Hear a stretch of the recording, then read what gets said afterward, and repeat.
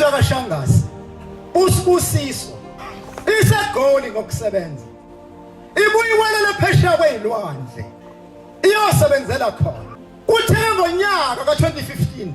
ngoMeyi ephesheya kwezilwandle wayesenqanelwa amanzi wahamba wathatha amanzi wawaphuza ithame elilodwa lithe malehla lapha emphinjeni lase liyaguqwa laphenduka intshe lehla walizwa laze layofika phansi emathunjini laphenduka lakhuphuka ngomgogodla lafike lahlala lapha emahlombe lase lidala ibala wayesebabuthatha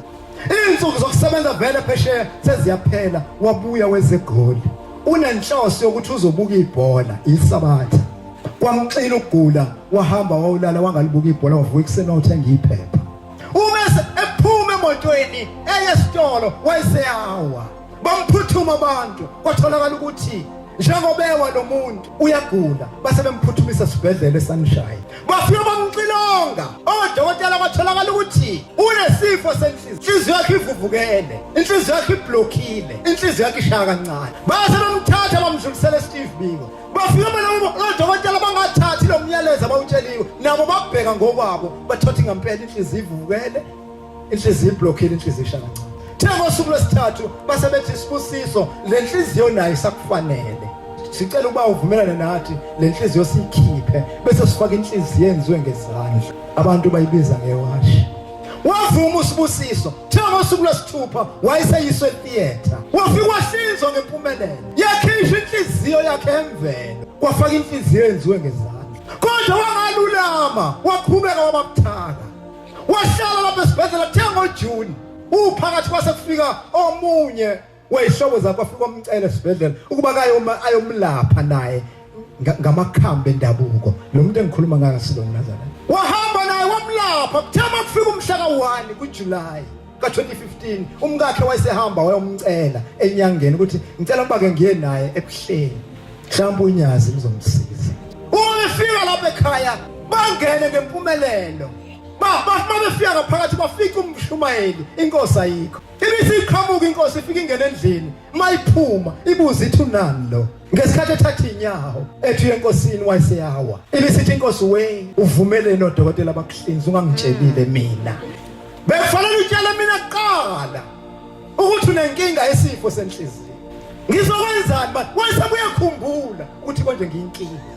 wayesengena endlini uvaselina wakhe uthengwanga lapha kubantu wangena endlini wathatha wakhe wabuya wawukhangela mina empili wamfunza uSibusiso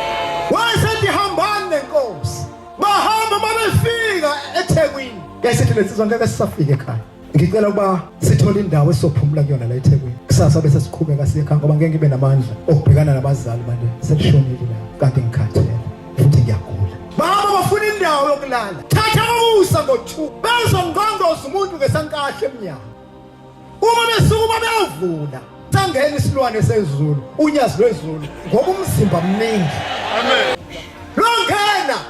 uma lifika kuSibusiso lase libeka ubhoko enxebeni ufaka iskipa lo muntu kodwa ubhoko lwaqondana ngqo nenxeba kwase kusukile ngabu lomlilo lehla ngobhoko kwathi enxebeni kwasuka intuthu kwaphambana ilangabi nentuthu kade kwanuka isikhumba kwanuka insini uma esincedile inkosi yaphuma ithema ithi qithi phansi reception yayisiyanyamalala uma sekusile bexoxa uthi umkakhe Sibusiso asibuyele emuva esibhedlela uyocheckwa ukuthi njengoba kunuka isikhumba kwanuka insimbi kwenzekeni kuwe uma befika esibhedlela bemxilonga odokotela bathola ukuthi inhliziyo eyenziwe ngezandla ayisekho sekukhona inhliziyo yemvelo awasichazele kahle weSibusiso le nhliziyo ithathephi mbanda bathatha ucingo bafonela umkakhe athuza lemkhosi le nhliziyo kumyeni wami uyifakwe unyazi base bathi odokotela uyabona ke Sibusiso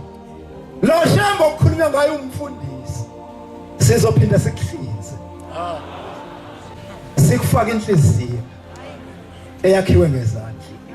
athi umkakhe kaSibusiso uzungavumi wakhumbula amazwi enkosi unyazi ukuthi itheni ebuhleni ufika kuyona kwathi ekuseni kwafika unesi wafika wayibrusha la lensizwa wathi good luck namhlanje Sibusiso uyaphuma wayesephuma wabuya nebandage nomjovo nomuthi, wafike wamjova lapha kuqukula, wambandisha wasemphuzisa lo muthi, wayesiyagcina uSibusiso ukwazi ukuthi emhlabeni kuyinto enjani. Emva kwemizuzu emithathu isikhashana, emva kwama-minute ayisithupha 6 minutes, kwezwakala udumo phansi kwi-parking. Indoda endala iqhamuka ihamba ngesithuthuthi, ayihambi umuntu ongaphambi kwayo kudlukela yena. Yaqonda ngowe wathi iphethe ibhluku likadangara ngesandla. Kwafika udokotela kuyena wathi yabulase la khehle liza lapha. Uthi angilazi. Uthi inkinga ke leli khehle ndoba liza lithi lizokhipha wena la expense. Athi uSibusisa akekho umuntu ngisho emndenini wami ongangani waba. Uphendula kanjani ngoba ngithe sekuphelile ngani. Uthi lolu dumo ngisathi siqala ezansi. Uthi wezwa kubuya amandla kuyena. Wayisetha akanwaya amehlo abheke kahle. Uthi wayesebheka utholibona leli khehla liza elihle eligqoka isudu alihambi kuvuleka umjiva. Lathi mayizofika phansi kaSibusiso ama-drip akade efakwe wona awasekho, ibhandisha belilapha phansi kuqhubula alisekho. Wathi sukuma mfana wami ugqoke sihambe siye ekhaya. Uthi ngizothi ubani lokhipha uSibusiso lesibhedlela wayese-dot envelope ebrown wabhala khona wathi okhipha uSibusiso lapha esibhedlela ubobatshela ukuthi inyanga ezweni.